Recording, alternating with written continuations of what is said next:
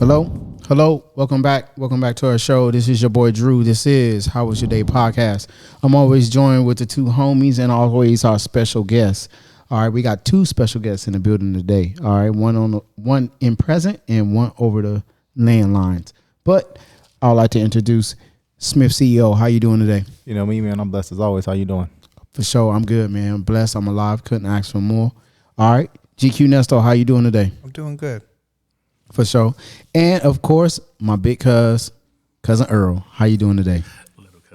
Little cousin. Hey man, we already went over this Little last big time. cuz. This is my little big cuz, all right? All right, I'm doing very well, man. Thanks for the invitation.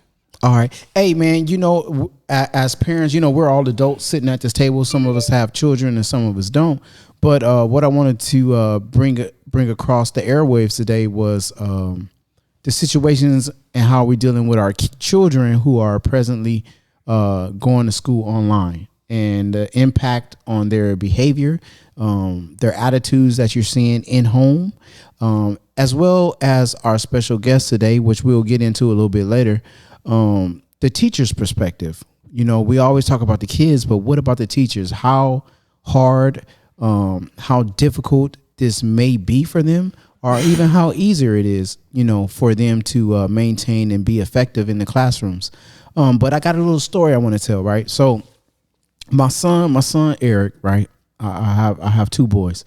My son Eric is his attitude in the bad ways. The bad attitude is kind of like me. It's a mixture of his mother and I.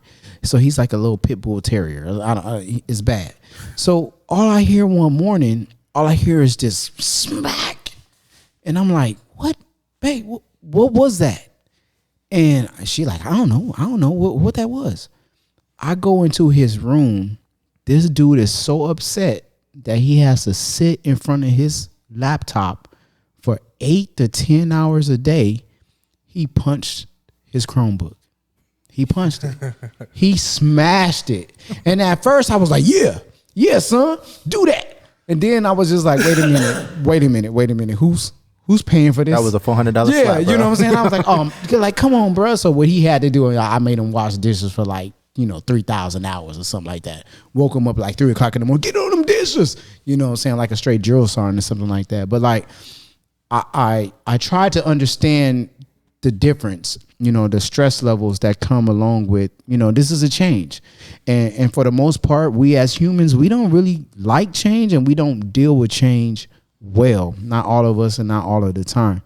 So what I did today is I have a guest today who's going to share his perspective along with my big cuz Earl, right, on the teacher side of the house, right? So what I like to introduce the listeners and the viewers today to my brother, my family, my best friend, all right, Mr. Shields, the educator, all right, my brother, and the biggest Kobe fan I've ever met. All right, Mr. Shields, introduce yourself to the listeners. Like I said, thank you for joining us today, and let the listeners know a little bit about yourself. Well, first and foremost, thank you for that introduction, Drew. You're far, far too kind. I've been in the field for 18 years. I work in the Southern California region. Most of my experience has been in the classroom. I've worked with students in the alternative ed setting, special ed setting, mild and moderate. I've worked in the PBS program, which stands for Positive Behavior Support. And essentially what that is it's a non-public school setting in a public school environment. And so our students who might have been removed from the campus for conduct disorder, some of these students have ED, which stands for emotional disturbance. So I have a lot of experience with that. I was a program specialist for the district. I also worked on the intensive counseling department for our district. And then I also worked in special ed in the moderate with individuals who are moderate to severely impacted by disability. So that covers my range of experience. Like I said, I've been doing this for 18 years, very passionate. I really love what I do. And again, thank you so much for having me on the show. I'm a big fan. Shout out to Nesto and CEO. For sure, man. Well, thank you. Thank you. That. Yeah, of course they appreciate that. You just shot them out on. Like, it's like, mama, I made it. All right. Made it. But before we get into your, we have a lot of time, so it is no rush. But I know one of our hosts, our co-hosts, Art Smith, CEO.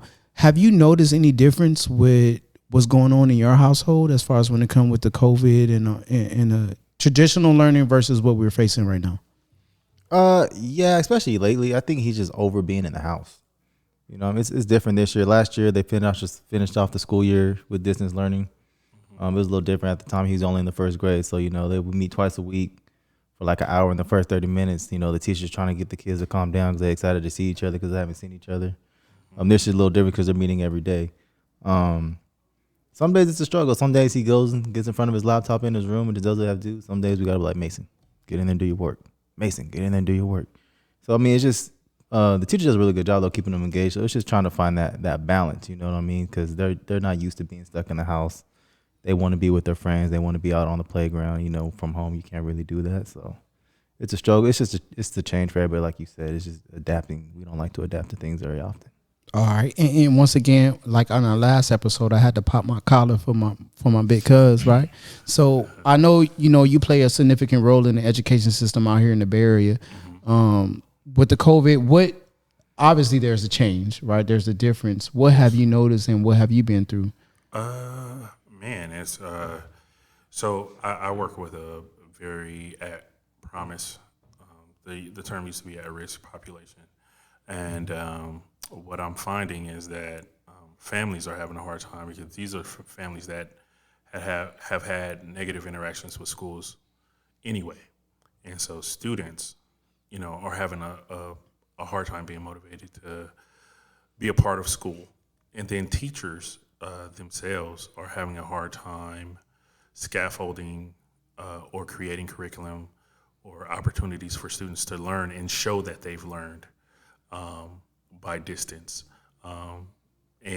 Unfortunately in the organization I work in, we have a lot of people who are teachers or, student service oriented that are at risk population to catch COVID. And so they can't be on site. And it puts our students at a disadvantage. And so the struggle really is around, creating learning opportunities for the students and keeping the students engaged. So me hearing you say that your child is engaged in any form or facet, it's really encouraging hearing that a teacher can, capture a student's attention in this time, because even I have older students like that are way older, like I'm middle school and high school. It just makes it really difficult for them because, again, this is the population that has struggled. So I'm wondering in the comprehensive settings if the students that have had issues with attendance and, behavior and home situations, how they're adapting. Because what I'm seeing right now is not good. Like, these students are disappearing and we're just having a hard time. Okay. Hey, Kim, I got a question for you. So, I can only imagine like how resilient educators on all levels have to be during this time. What are you doing to create that sense of normalcy for your students, especially because we're doing distance learning? You know what I'm saying? You used to in person. Right. What are you trying to implement in your classroom? I think everything begins with dialogue. So, I've opened up the lines of dialogue up and down the chain of command, right? And so for me, I try to remain conscious about the way I'm managing my vertical and horizontal relationships with administrators, parents, students, my colleagues, and educators from other districts. And then from there, you take that information and you try to tailor your experience for your students, right? Our students have been out of school now for 9 months. And so my mindset is, how do I mitigate skill regression while simultaneously focusing on skill recoupment to improve, student outcomes or find more equitable outcomes for our students? Okay. And I want to turn it over to GQ Nesto. Like, I know, like, as an outsider looking in, you know what I'm saying? Because you don't have any children on your own. But like, if you were to put yourself in this situation, do you think you would be more effective learning online versus in classroom? What challenges do you think you would face? Well, I'm sorry. Yeah, go ahead. Well, what I've kind of experienced is, I actually went back to school with this COVID thing, and I actually got to experience this whole, online learning and staying motivated and, trying to obviously better myself. But obviously with that came the package of adapting. It was difficult. And one of the things that I kind of, I'm curious to know, and I think maybe, both of you guys that are, in the education business, if you want to say, you guys would probably be able to probably have the answer for that. But one of the things that I kind of experienced myself is that there's all types of learners, right? You have the audio, you have the people that learn by seeing things, and sometimes a combination of both. So to me, I'm more hands-on, I need to see it, right? So how do you guys deal with adapting, helping kids adapt to their personality? And obviously with COVID, everything's virtual, so it takes everything out the window. So what do you guys see on that? Because to me, that was difficult. So I could only imagine what a kid is going through and what a teacher is going through, because obviously they got to deliver the information. They got to help the student, achieve whatever they have to go through, through a class year. So one of the things that I've been able to do is, in lieu of teachers having real high technological skills, I have some teachers that are really tech savvy, and so they're able to create opportunities for students to learn through sharing the screen, and also giving students opportunities to share their screen and kind of show what they learn. And then I use community-based organizations because of the population that I serve. Like, I need boots on the ground. I need people to go and check and see how students are doing at home, make phone calls to families. We have a high Spanish-speaking population as well. So having people to go and advocate if we have students who have like basic needs like food and shelter, to check in and see if those things are being provided so that we can continue to support them, and then giving them opportunities to turn things in physically. Like we literally drop off the work to them and go pick it up from them. And then we also have opportunities where like we have the Sprint 1 million, now it's the T-Mobile 15 million opportunity where they provide Wi-Fi and cell phones to the students so that they have a hotspot and they have a way of communicating with their teachers. I taught my teachers how to use Google Voice, so they don't have to use their cell phone number, their personal cell phone number, to communicate with the student, but it gives the student an opportunity to communicate directly with the teacher, because cell phones are now the order of the day.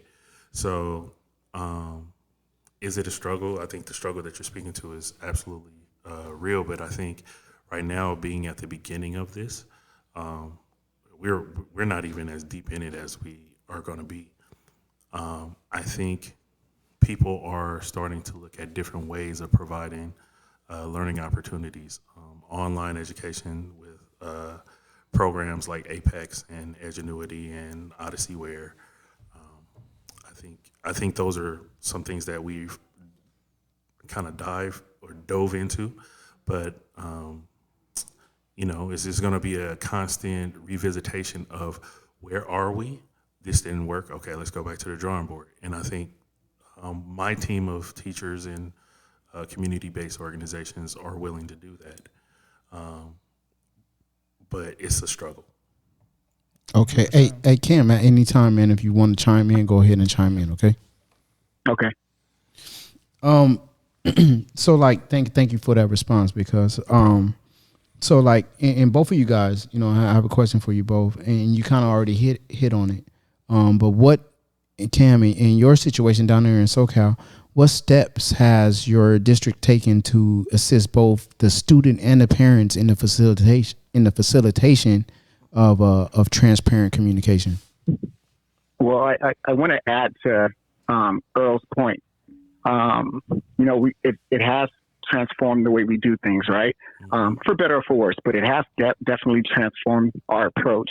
And so for us in my district, what do we know? Social media is ubiquitous, right?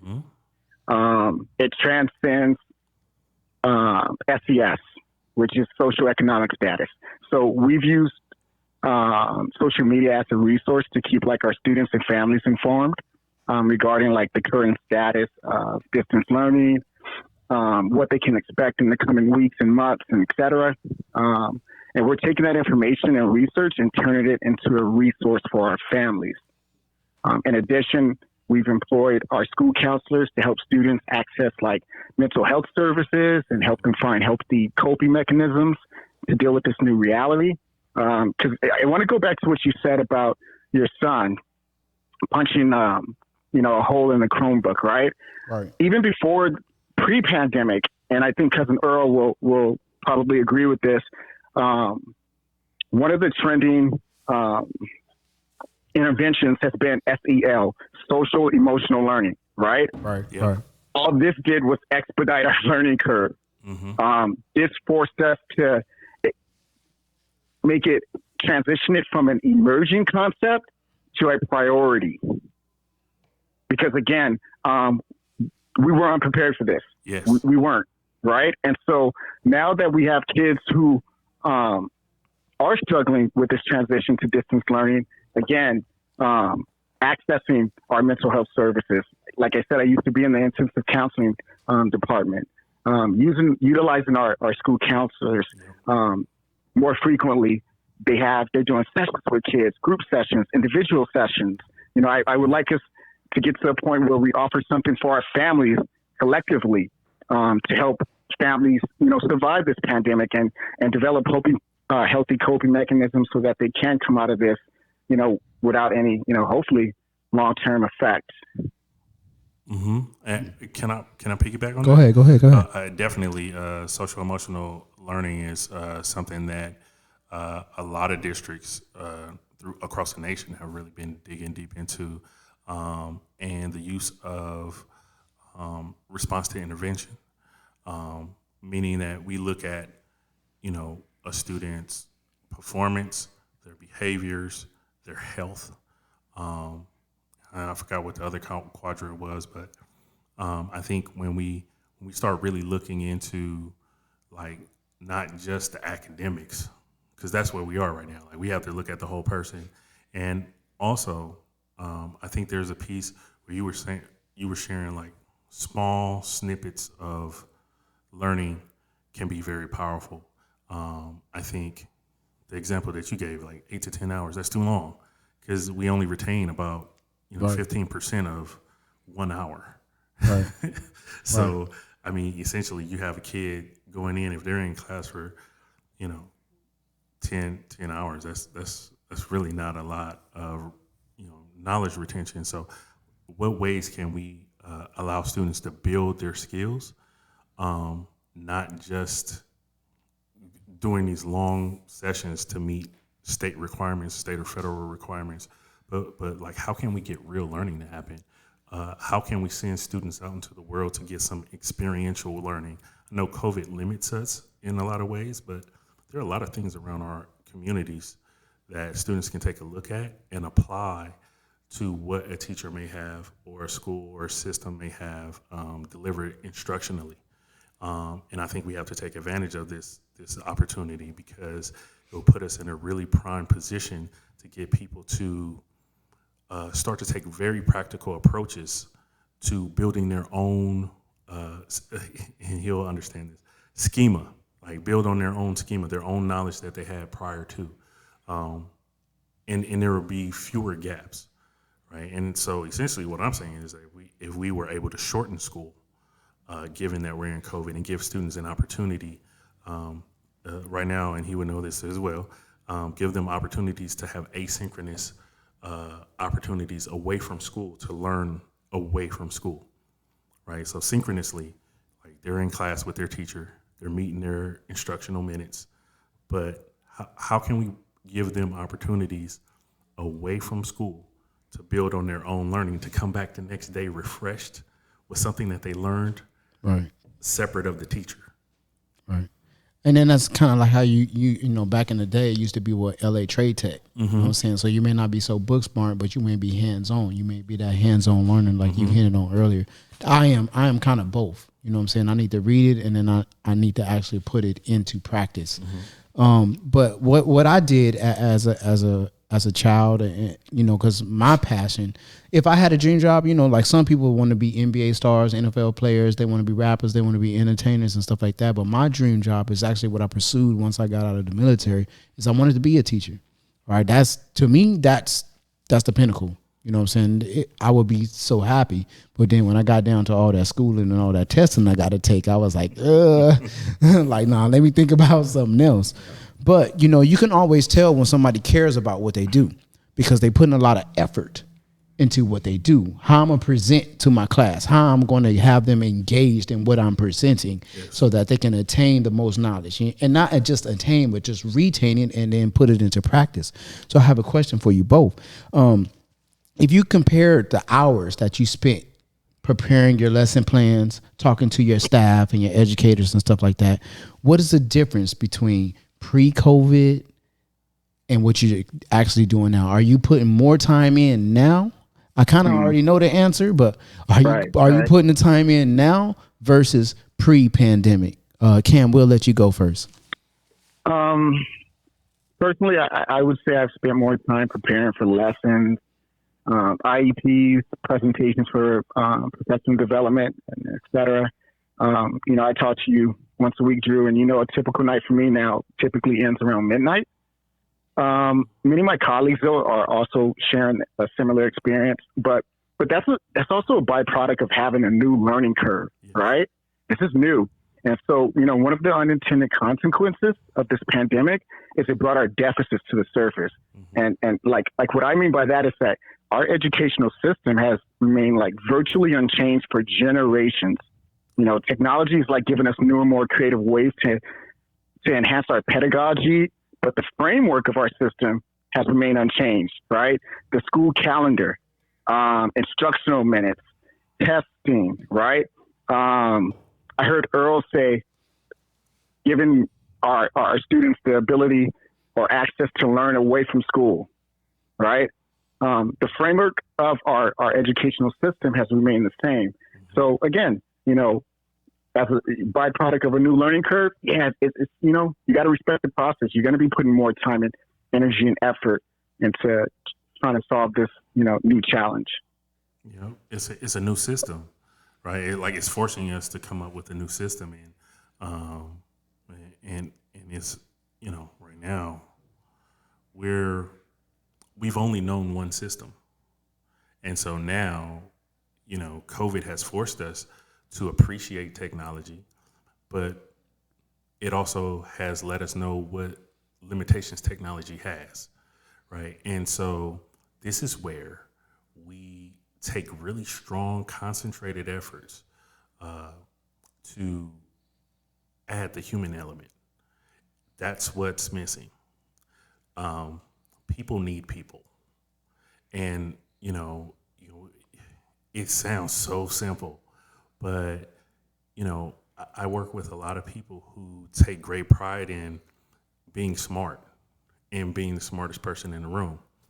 But I take great pride in being the person who doesn't know and saying, I don't know what the fuck I'm doing.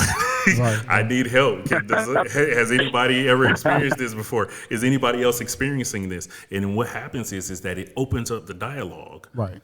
For everyone else to say, you know what, I really don't know as much as I said I did. Right. Or remember them teachers who were like, there's no such thing as a stupid question. Right. I get you. And so now we're in a place now where you have people asking questions that would be deemed stupid in its previous context. But it's no longer stupid because we're in a situation where the human element has been taken away, and so you're asking teachers to not be as charismatic, right? Like charisma doesn't translate well over the screen. And I'm just being really transparent. Like you could be, the best entertainer, but I heard my brother say, using the uses of social media, we have to adapt and use social media to our advantage for the benefit of our students and our families and our stakeholders. But we're not doing it at the rate that we should, right? So, we're not using it in a way where students can, those surveys that you do on Instagram, why can't we use that as a way to measure understanding? Okay. You get what I'm saying? No, I understand. Hey, but for you, like Smith CEO, like, okay, I want to relate it as far as to what you're seeing in your son and what you would have wanted as yourself. Like knowing when I was in high school, the only hands-on classes that we have would be like your auto shops, your wood shops and stuff like that. But now we're so far advanced. You know what I'm saying? If you want to learn coding, you should be able to learn that in high school. Do you think that your son or that yourself would have benefited to more of a transition? Okay, I'm going to get the foundation of what I need to learn during 3, 4, 5 hours of school, but then I'm actually going to be able to put it into practice. How do you think that would help your son or maybe even yourself? Oh yeah, I'm saying that aspect. My wife and I were pretty spoiled. For one, our son is like super tech savvy. He's super smart with technology, video games, anything that's to do with technology. He just comprehends it. And we actually found this out at our last parent-teacher conference. The teacher actually relies on him through instant messages to help other students because he comprehends so much. Mm-hmm. It also helps with him too. Like the teacher has implemented that where she had cut down the learning time. They're only in class for 3 hours online. Then the rest of the time is independent work. Mm-hmm. And even with that, like he has submitted himself, or we were supposed to submit as parents, but he submits it himself. And like sometimes he submits before we even have a chance to check it as parents. I mean, majority of the time it's correct, but I mean, we just been lucky because he just understands it, he comprehends it. So I mean, right. But I'm sure for a lot of parents out there, it is difficult. You know what I mean? Because for some of us, like I myself, I have been out of school forever. So like sometimes I feel like he gonna come to me for a question, I'm not gonna know how to help him. You know what I mean? Hey, but we've been lucky. Too, yeah, though, like man. we've Right. been lucky. But I mean, the teacher's very real. She has her office hours so we could reach out at any time. But I mean, we haven't ran into that situation yet. But I mean, overall, I've been pretty spoiled as a parent in that aspect because he gets it, and I'm blessed and I'm thankful for that. Okay. You know what makes me think about, hearing you guys talk is, okay, Cam was mentioning that, his days end at midnight, and I'm pretty sure your days end pretty late as well. Okay. So all that, I mean, I don't care what the money, whatever the money you're getting paid for, I think at some point the stress levels go up. So, right. Yes. So with that being said, are you like virtually smacking a kid, or how are you guys dealing with that? You know what I mean? Like, you know what I mean? Like put that, like that's a tough, you still got to deal with, you got to deal with them, the class clown. Now he becomes unstoppable. You know what I mean? Like you can't say, go to detention. Like this dude's just going to turn off his computer. So how do you guys deal with that? Like, man, but sometimes we need the